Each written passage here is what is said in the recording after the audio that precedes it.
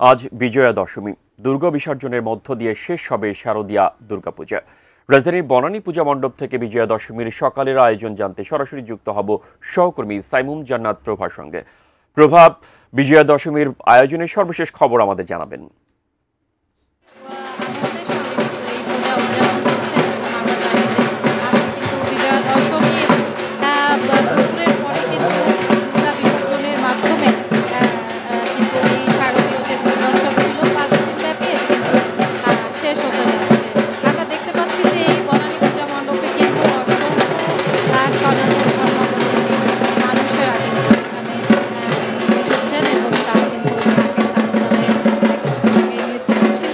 আজকে বিজয়া দশমীর যে সকাল, সেই সকালের কিন্তু বিশেষত্ব হচ্ছে সিঁদুর খেলা এবং কিছুক্ষণ আগেই কিন্তু দেবী দুর্গার মাথায় সিঁদুর পরিয়ে সিঁদুর উৎসবের সূচনা করা হয়েছে। এবং সিঁদুর উৎসব মূলত বিজয়া দশমীতে যেসব বিবাহিত নারীরা আছেন তারা তাদের স্বামীদের মঙ্গল কামনায় কিন্তু দেবী দুর্গার কাছ থেকে সিঁদুর এবং এই আশীর্বাদ নিয়ে থাকেন।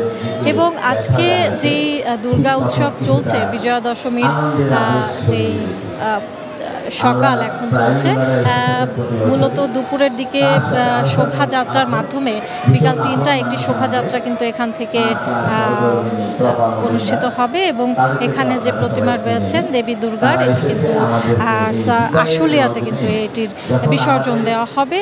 বনানী পূজা মণ্ডপ ছাড়াও অন্যান্য পূজা মণ্ডপগুলোতে কিন্তু বিজয়ার সকালে সিঁদুর উৎসবের আয়োজন করা হয়। এবং আমরা জানি যে যারা সনাতন ধর্মাবলম্বী মানুষেরা আছেন তারা বিশ্বাস করেন যে দেবী দুর্গার এই যে বিসর্জন, এই বিসর্জনের মাধ্যমে কিন্তু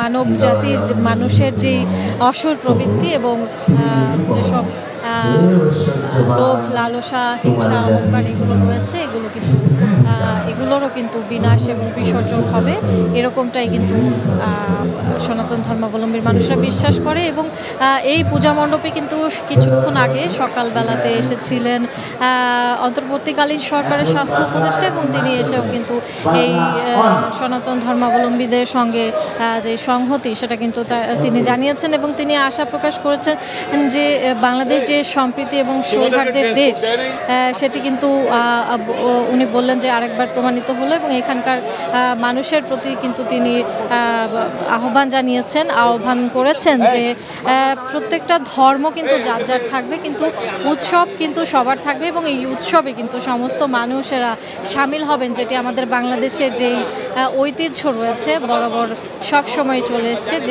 যে কোনো ধর্মীয় উৎসবেও কিন্তু সকল ধর্ম বর্ণ নির্বিশেষে বিভিন্ন শ্রেণী পেশার মানুষ কিন্তু এতে অংশগ্রহণ করে থাকে। এমনটাই কিন্তু আমাদের বাংলাদেশের ঐতিহ্য, ইতিহাস। এই ছিল বনানী পূজা মণ্ডপ থেকে বিজয়া দশমীর